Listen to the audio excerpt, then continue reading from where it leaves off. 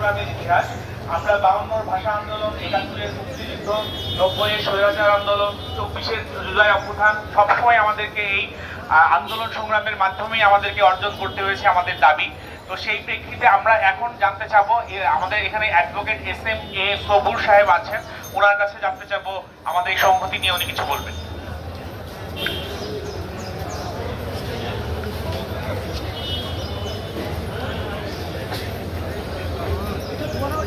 সমাবেশে সংগ্রামী ভাই ও বোনেরা,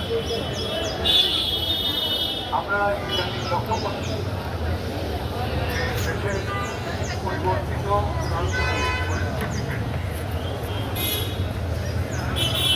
বিশেষ করে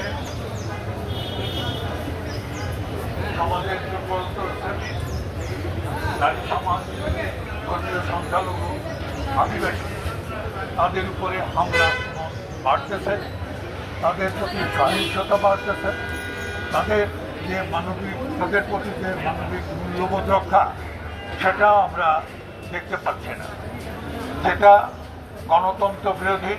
শুধু তাই নয়, আমরা দেখতে পাচ্ছি যে স্বাধীন বাংলাদেশ এই 20 লক্ষ